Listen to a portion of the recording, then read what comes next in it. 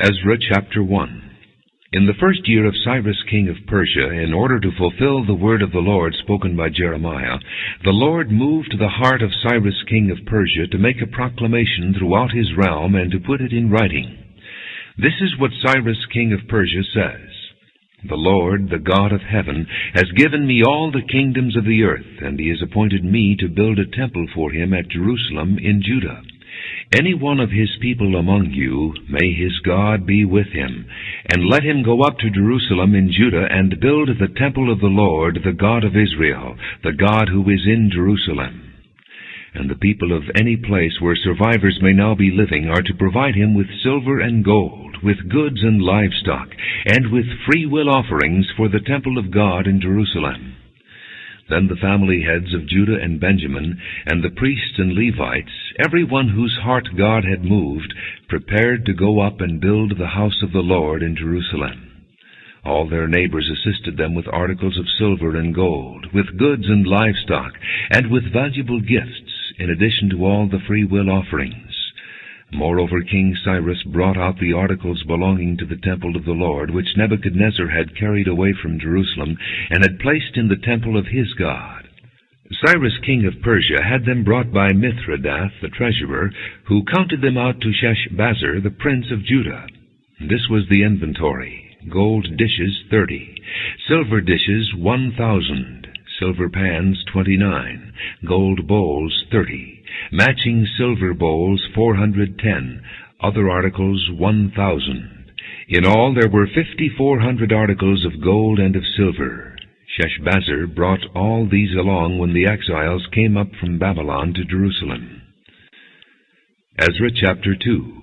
Now these are the people of the province who came up from the captivity of the exiles, whom Nebuchadnezzar king of Babylon had taken captive to Babylon. They returned to Jerusalem and Judah, each to his own town, in company with Zerubbabel, Jeshua, Nehemiah, Sariah, Realiah, Mordecai, Bilshan, Mizpar, Bigvai, Rehum, and Baanah.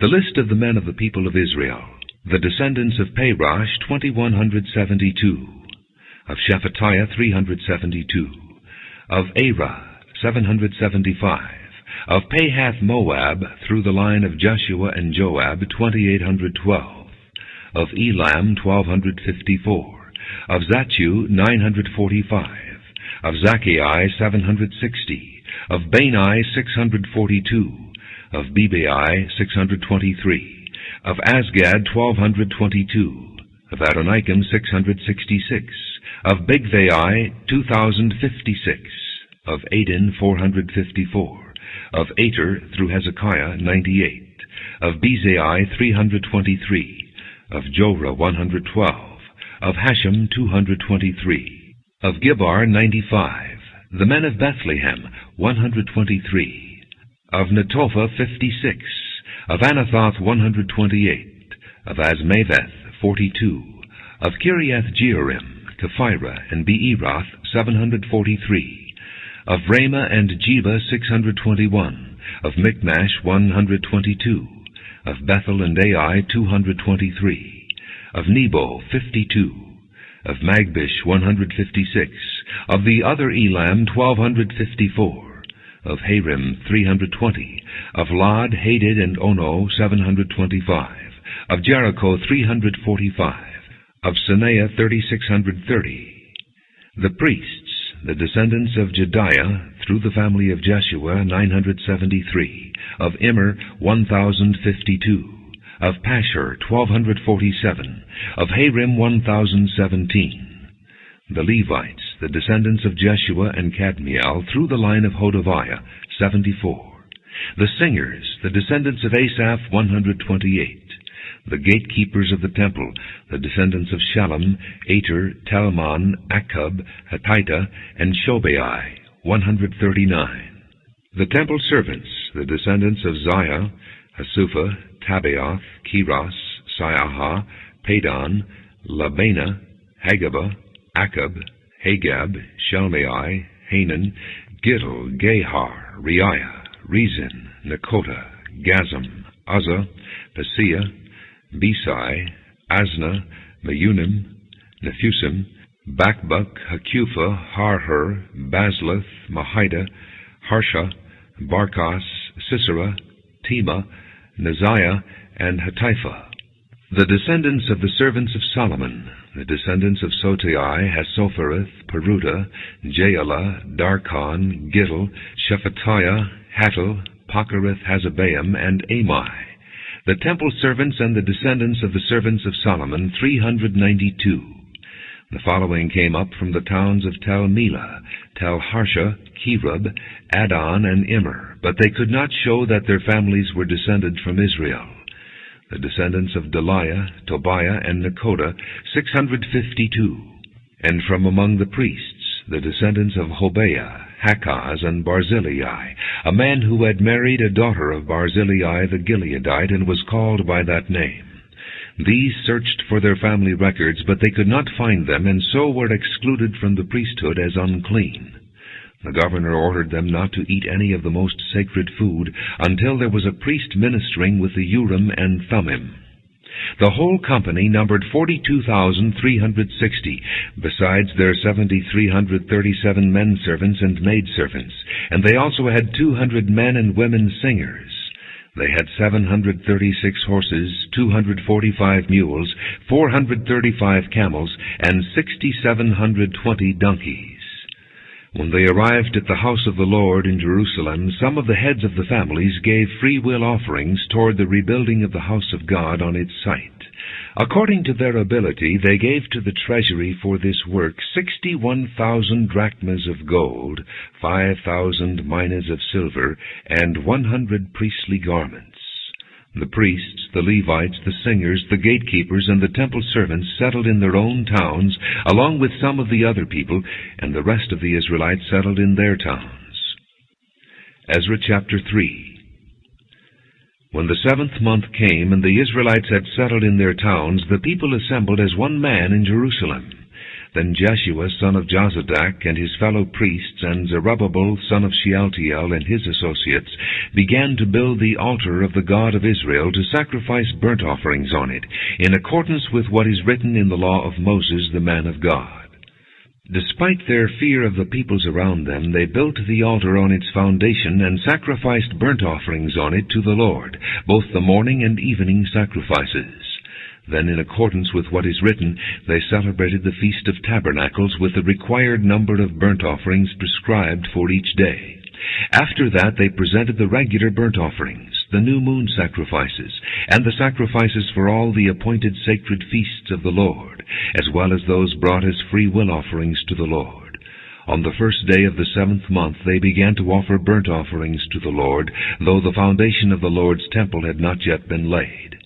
Then they gave money to the masons and carpenters, and gave food and drink and oil to the people of Sidon and Tyre, so that they would bring cedar logs by sea from Lebanon to Joppa, as authorized by Cyrus king of Persia. In the 2nd month of the 2nd year after their arrival at the house of God in Jerusalem, Zerubbabel son of Shealtiel, Jeshua son of Jozadak, and the rest of their brothers, the priests and the Levites, and all who had returned from the captivity to Jerusalem, began the work, appointing Levites 20 years of age and older to supervise the building of the house of the Lord. Jeshua and his sons and brothers, and Kadmiel and his sons, descendants of Hodaviah, and the sons of Henadad and their sons and brothers, all Levites, joined together in supervising those working on the house of God. When the builders laid the foundation of the temple of the Lord, the priests in their vestments and with trumpets, and the Levites, the sons of Asaph, with cymbals, took their places to praise the Lord, as prescribed by David king of Israel. With praise and thanksgiving they sang to the Lord, "He is good. His love to Israel endures forever." And all the people gave a great shout of praise to the Lord, because the foundation of the house of the Lord was laid. But many of the older priests and Levites and family heads who had seen the former temple wept aloud when they saw the foundation of this temple being laid, while many others shouted for joy. No one could distinguish the sound of the shouts of joy from the sound of weeping, because the people made so much noise, and the sound was heard far away. Ezra chapter 4. When the enemies of Judah and Benjamin heard that the exiles were building a temple for the Lord, the God of Israel, they came to Zerubbabel and to the heads of the families and said, "Let us help you build, because like you we seek your God and have been sacrificing to him since the time of Esarhaddon, king of Assyria, who brought us here." But Zerubbabel, Jeshua, and the rest of the heads of the families of Israel answered, "You have no part with us in building a temple to our God. We alone will build it for the Lord, the God of Israel, as King Cyrus, the king of Persia, commanded us." Then the peoples around them set out to discourage the people of Judah and make them afraid to go on building. They hired counselors to work against them and frustrate their plans during the entire reign of Cyrus, king of Persia, and down to the reign of Darius, king of Persia. At the beginning of the reign of Xerxes, they lodged an accusation against the people of Judah and Jerusalem. And in the days of Artaxerxes, king of Persia, Bishlam, Mithridath, Tabeal, and the rest of his associates wrote a letter to Artaxerxes. The letter was written in Aramaic script and in the Aramaic language. Rehum, the commanding officer, and Shimshai, the secretary, wrote a letter against Jerusalem to Artaxerxes the king as follows. Rehum, the commanding officer, and Shimshai, the secretary, together with the rest of their associates, the judges and officials over the men from Tripolis, Persia, Erech, and Babylon, the Elamites of Susa, and the other people whom the great and honorable Ashurbanipal deported and settled in the city of Samaria and elsewhere in Trans-Euphrates. This is a copy of the letter they sent him. To King Artaxerxes, from your servants, the men of Trans-Euphrates. The king should know that the Jews who came up to us from you have gone to Jerusalem and are rebuilding that rebellious and wicked city. They are restoring the walls and repairing the foundations. Furthermore, the king should know that if this city is built and its walls are restored, no more taxes, tribute, or duty will be paid, and the royal revenues will suffer. Now, since we are under obligation to the palace, and it is not proper for us to see the king dishonored, we are sending this message to inform the king, so that a search may be made in the archives of your predecessors. In these records you will find that this city is a rebellious city, troublesome to kings and provinces, a place of rebellion from ancient times. That is why this city was destroyed.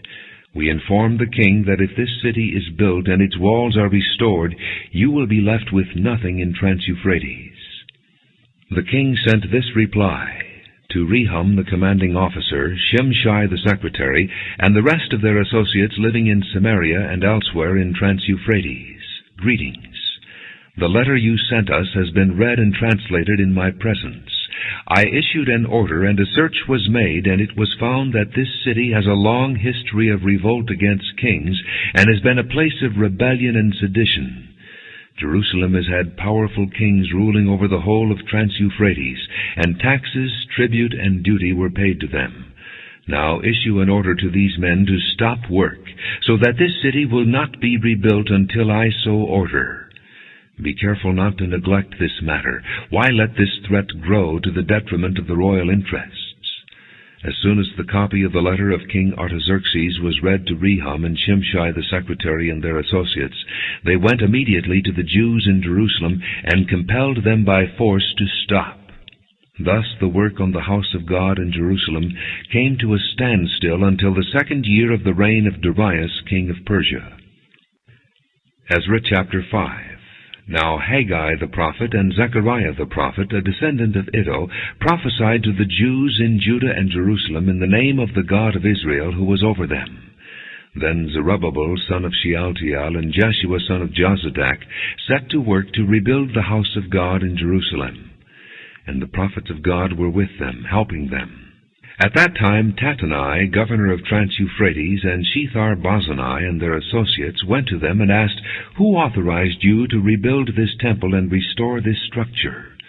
They also asked, "What are the names of the men constructing this building?" But the eye of their God was watching over the elders of the Jews, and they were not stopped until a report could go to Darius and his written reply be received. This is a copy of the letter that Tattenai, governor of Trans-Euphrates, and Shethar-Bozenai and their associates, the officials of Trans-Euphrates, sent to King Darius. The report they sent him read as follows. To King Darius, cordial greetings. The king should know that we went to the district of Judah to the temple of the great God. The people are building it with large stones and placing the timbers in the walls.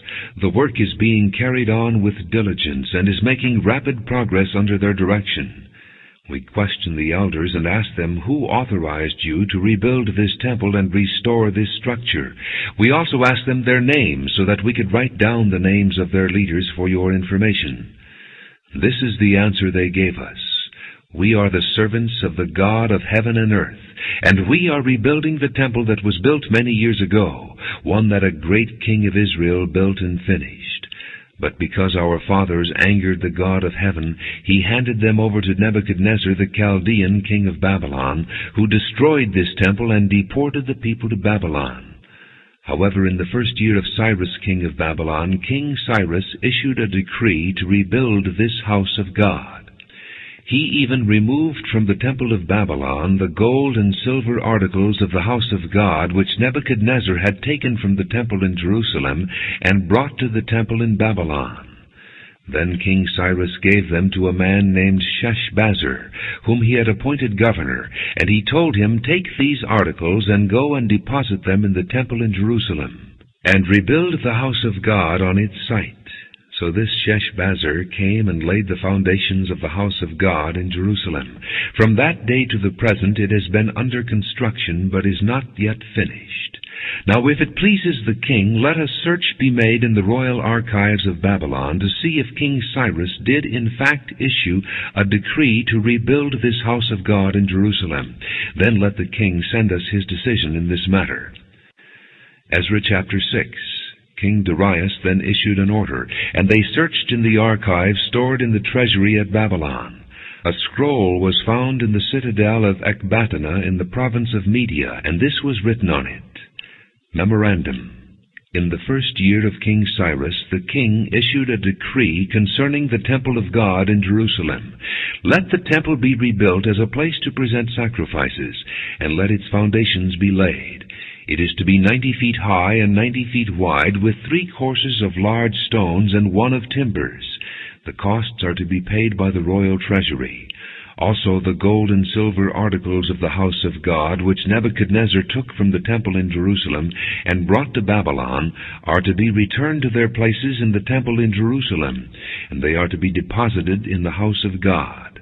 Now then, Tattenai, governor of Trans-Euphrates, and Shethar-Bozenai, and you, their fellow officials of that province, stay away from there.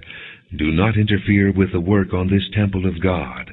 Let the governor of the Jews and the Jewish elders rebuild this house of God on its site. Moreover, I hereby decree what you are to do for these elders of the Jews in the construction of this house of God. The expenses of these men are to be fully paid out of the royal treasury, from the revenues of Trans-Euphrates, so that the work will not stop. Whatever is needed, young bulls, rams, male lambs for burnt offerings to the God of heaven, and wheat, salt, wine, and oil, as requested by the priests in Jerusalem, must be given them daily without fail, so that they may offer sacrifices pleasing to the God of heaven, and pray for the well-being of the king and his sons. Furthermore, I decree that if anyone changes this edict, a beam is to be pulled from his house, and he is to be lifted up and impaled on it. And for this crime his house is to be made a pile of rubble. May God, who has caused his name to dwell there, overthrow any king or people who lifts a hand to change this decree or to destroy this temple in Jerusalem. I, Darius, have decreed it. Let it be carried out with diligence. Then, because of the decree King Darius had sent, Tattenai, governor of Trans-Euphrates, and Shethar-Bozenai and their associates carried it out with diligence. So the elders of the Jews continued to build and prosper under the preaching of Haggai the prophet and Zechariah, a descendant of Iddo. They finished building the temple according to the command of the God of Israel and the decrees of Cyrus, Darius, and Artaxerxes, kings of Persia. The temple was completed on the 3rd day of the month Adar, in the 6th year of the reign of King Darius. Then the people of Israel, the priests, the Levites, and the rest of the exiles, celebrated the dedication of the house of God with joy. For the dedication of this house of God they offered 100 bulls, 200 rams, 400 male lambs, and as a sin offering for all Israel 12 male goats, one for each of the tribes of Israel. And they installed the priests in their divisions and the Levites in their groups for the service of God at Jerusalem, according to what is written in the book of Moses. On the 14th day of the first month, the exiles celebrated the Passover. The priests and Levites had purified themselves and were all ceremonially clean. The Levites slaughtered the Passover lamb for all the exiles, for their brothers the priests, and for themselves. So the Israelites who had returned from the exile ate it, together with all who had separated themselves from the unclean practices of their Gentile neighbors, in order to seek the Lord, the God of Israel. For 7 days they celebrated with joy the feast of unleavened bread, because the Lord had filled them with joy by changing the attitude of the king of Assyria, so that he assisted them in the work on the house of God, the God of Israel. Ezra chapter 7.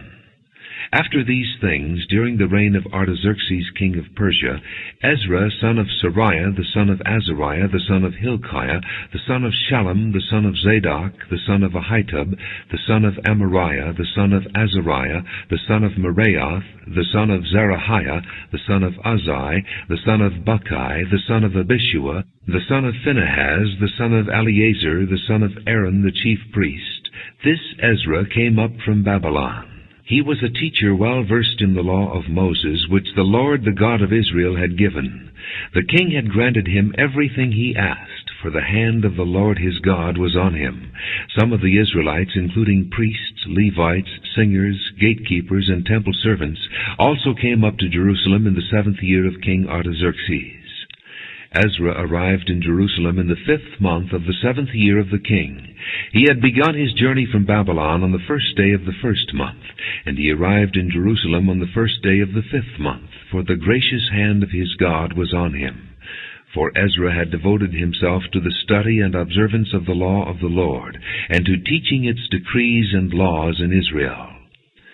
This is a copy of the letter King Artaxerxes had given to Ezra the priest and teacher, a man learned in matters concerning the commands and decrees of the Lord for Israel.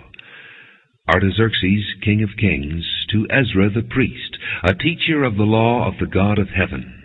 Greetings. Now I decree that any of the Israelites in my kingdom, including priests and Levites, who wish to go to Jerusalem with you, may go. You are sent by the king and his 7 advisers to inquire about Judah and Jerusalem with regard to the law of your God which is in your hand. Moreover, you are to take with you the silver and gold that the king and his advisers have freely given to the God of Israel, whose dwelling is in Jerusalem, together with all the silver and gold you may obtain from the province of Babylon, as well as the free will offerings of the people and priests for the temple of their God in Jerusalem. With this money be sure to buy bulls, rams, and male lambs, together with their grain offerings and drink offerings, and sacrifice them on the altar of the temple of your God in Jerusalem. You and your brother Jews may then do whatever seems best with the rest of the silver and gold, in accordance with the will of your God. Deliver to the God of Jerusalem all the articles entrusted to you for worship in the temple of your God, and anything else needed for the temple of your God that you may have occasion to supply, you may provide from the royal treasury. Now I, King Artaxerxes, order all the treasurers of Trans-Euphrates to provide with diligence whatever Ezra the priest, a teacher of the law of the God of heaven, may ask of you, up to 100 talents of silver, 100 cores of wheat, 100 baths of wine, 100 baths of olive oil, and salt without limit. Whatever the God of heaven has prescribed, let it be done with diligence for the temple of the God of heaven. Why should there be wrath against the realm of the king and of his sons? You are also to know that you have no authority to impose taxes, tribute, or duty on any of the priests, Levites, singers, gatekeepers, temple servants, or other workers at this house of God. And you, Ezra, in accordance with the wisdom of your God which you possess, appoint magistrates and judges to administer justice to all the people of Trans-Euphrates, all who know the laws of your God. And you are to teach any who do not know them. Whoever does not obey the law of your God and the law of the king must surely be punished by death, banishment, confiscation of property, or imprisonment. Praise be to the Lord, the God of our fathers, who has put it into the king's heart to bring honor to the house of the Lord in Jerusalem in this way, and who has extended his good favor to me before the king and his advisers and all the king's powerful officials. Because the hand of the Lord my God was on me, I took courage and gathered leading men from Israel to go up with me.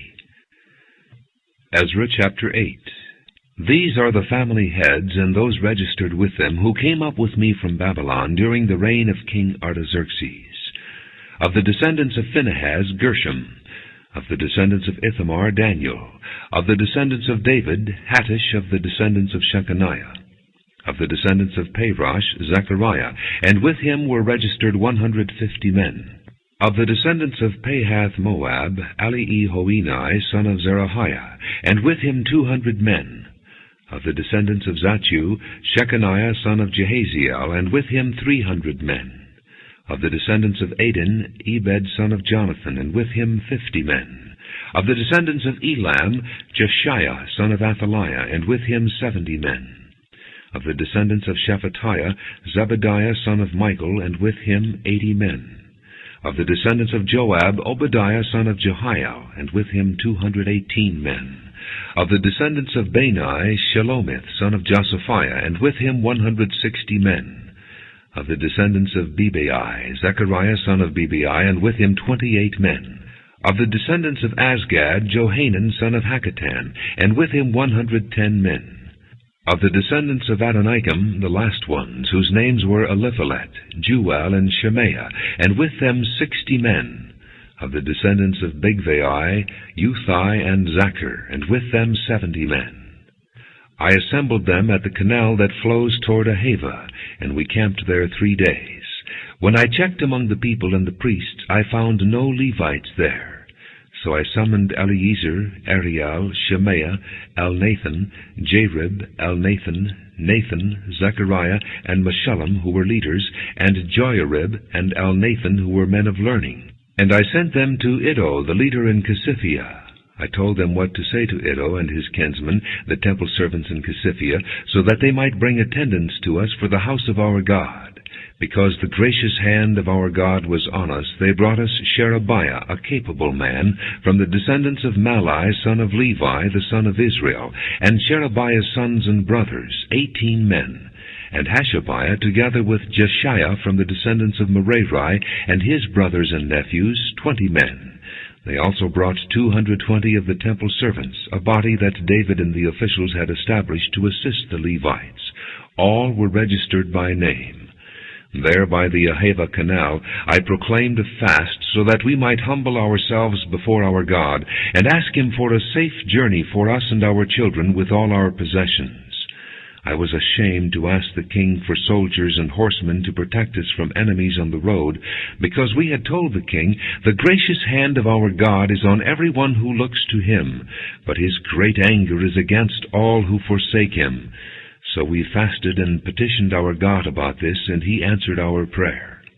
Then I set apart 12 of the leading priests, together with Sherebiah, Hashabiah, and 10 of their brothers, and I weighed out to them the offering of silver and gold and the articles that the king, his advisers, his officials, and all Israel present there had donated for the house of our God.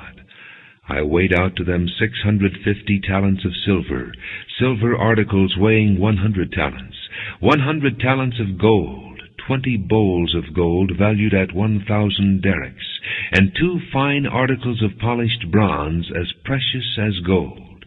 I said to them, "You as well as these articles are consecrated to the Lord.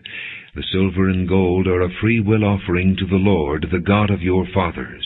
Guard them carefully until you weigh them out in the chambers of the house of the Lord in Jerusalem, before the leading priests and the Levites and the family heads of Israel." Then the priests and Levites received the silver and gold and sacred articles that had been weighed out to be taken to the house of our God in Jerusalem. On the 12th day of the first month we set out from the Ahava Canal to go to Jerusalem. The hand of our God was on us, and He protected us from enemies and bandits along the way. So we arrived in Jerusalem, where we rested 3 days. On the 4th day, in the house of our God, we weighed out the silver and gold and the sacred articles into the hands of Meremoth, son of Uriah the priest. Eleazar, son of Phinehas, was with him, and so were the Levites Jozabad, son of Jeshua, and Noadiah, son of Binnui. Everything was accounted for by number and weight, and the entire weight was recorded at that time. Then the exiles who had returned from captivity sacrificed burnt offerings to the God of Israel, 12 bulls for all Israel, 96 rams, 77 male lambs, and as a sin offering 12 male goats. All this was a burnt offering to the Lord. They also delivered the king's orders to the royal satraps and to the governors of Trans-Euphrates, who then gave assistance to the people and to the house of God. Ezra chapter 9. After these things had been done, the leaders came to me and said, "The people of Israel, including the priests and the Levites, have not kept themselves separate from the neighboring peoples with their detestable practices, like those of the Canaanites, Hittites, Perizzites, Jebusites, Ammonites, Moabites, Egyptians, and Amorites. They have taken some of their daughters as wives for themselves and their sons, and have mingled the holy race with the peoples around them. And the leaders and officials have led the way in this unfaithfulness." When I heard this, I tore my tunic and cloak, pulled hair from my head and beard, and sat down appalled. Then everyone who trembled at the words of the God of Israel gathered around me because of this unfaithfulness of the exiles, and I sat there appalled until the evening sacrifice.